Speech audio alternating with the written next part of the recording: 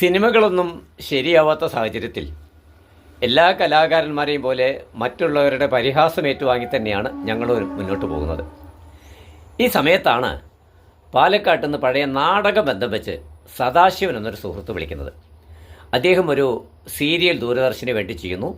അതിൽ വർക്ക് ചെയ്യുന്നതിന് വേണ്ടി വിജയനും സതീശനും ഞായറാഴ്ച വൈകിട്ട് പാലക്കാട് KPM ടൂറിസ്റ്റ് ഹോമിലെത്തണം. തിങ്കളാഴ്ച രാവിലെ ഷൂട്ടിംഗ് തുടങ്ങുമെന്ന് മാത്രമാണ് വിവരം. അപ്പോൾ വൈകിട്ട് KPM എത്താനാണ് പറഞ്ഞെങ്കിലും ഞങ്ങളുടെ അത്യാർത്ഥി കൊണ്ട് ഞായറാഴ്ച രാവിലെ തന്നെ KPM ടൂറിസ്റ്റ് ഹോമിൽ എത്തി എന്നുള്ളതാണ് രസകരമായ മറ്റൊരു കാര്യം. പിറ്റേന്ന് കാലത്ത് 6 മണിക്ക് തന്നെ ധോണി എന്ന് പറയുന്ന കാട്ടരുവിയൊക്കെയുള്ള ലൊക്കേഷനിലെത്തി. അവിടെ വെച്ചാണ് സംവിധായകനെ ഈ സദാശിവൻ പരിചയപ്പെടുന്നത്.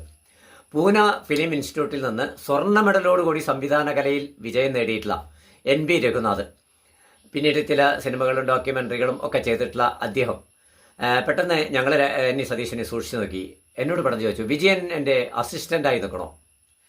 ഞാൻ അത്ഭുതപ്പെട്ടു.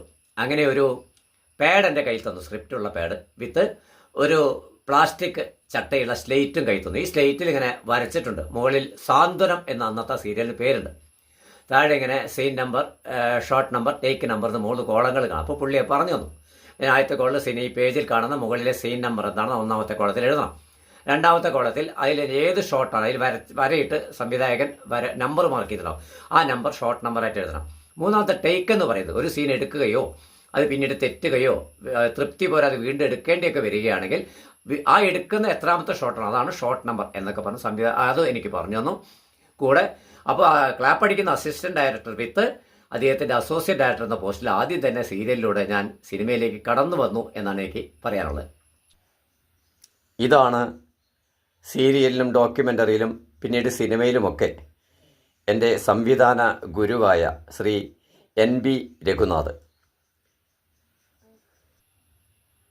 ഷൂട്ടിംഗ് തുടങ്ങിയാൽ സംവിധായകൻ സ്റ്റാർട്ട് ക്യാമറ എന്ന് പറഞ്ഞ ഉടനെ ക്യാമറമാൻ സ്റ്റാർട്ട് ചെയ്ത ക്യാമറ റോളിംഗ് എന്ന് പറയുന്നു. ഉടനെ തന്നെ ക്ലാപ്പ് ബോർഡും കൊണ്ട് ഫ്രെയിമിലെത്തി scene number 1, shot number 2, take number 3 എന്ന് ഉച്ചത്തിൽ വിളിച്ചു പറഞ്ഞ് തിരിച്ച് ഓടിപ്പോയാൽ ആക്ഷൻ എന്ന് സംവിധായകൻ പറഞ്ഞു അഭിനയം തുടങ്ങുന്നു എന്നുള്ളതാണ്. ഇതൊരു വലിയ ടെൻഷൻ പിടിച്ച ജോലിയായി ആണെങ്കിലും വലിയ ടെൻഷൻ ഇല്ലാതെ ഞാനങ്ങ് തീർത്തു എന്ന് പറയാം. പാലക്കാടിനടുത്തുള്ള ധോണിയിലെ പ്രകൃതി രമണീയമായ പ്രദേശത്തെ വെള്ളച്ചാട്ടവും കാട്ടരുവിയുമാണിത്.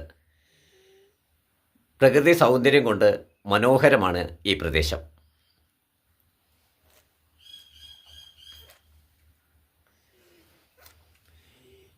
ഈ ചിരിച്ചുകൊണ്ടൊഴുകുന്ന പുഴയിലായിരുന്നു സാന്ത്വനം സീരിയലിൻ്റെ ഷൂട്ടിംഗ് പ്രധാനമായി നടന്നത്.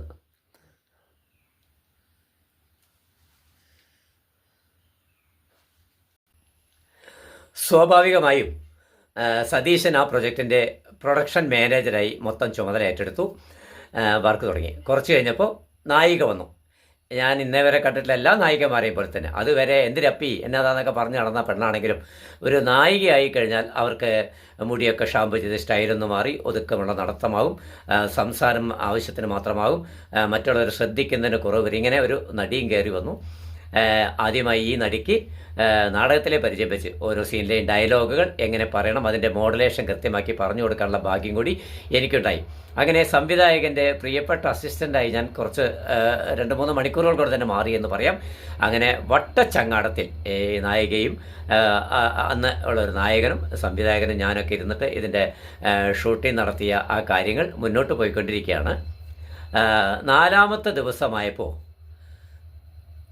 സെറ്റിലൊരു മ്ലാനത, മൂകത, അധികമാരും സംസാരിക്കുന്നില്ല. എന്തോ ഷൂട്ടിങ്ങിന് തന്നെ ഒരു സ്ലോ മോഡ് ആയിട്ട് എനിക്ക് ഫീൽ ചെയ്തു. ആ മ്ലാനതയുടെയും മൂകതയുടെയും സീരിയലിൻ്റെ പര്യവസാനത്തിൻ്റെയും കഥ പറയണമെങ്കിൽ ഒരു എപ്പിസോഡ് കൂടി സമയബന്ധിതമായി നമുക്ക് ആവശ്യമുണ്ട്. സദയം ക്ഷമിക്കുക. നന്ദി, നമസ്കാരം.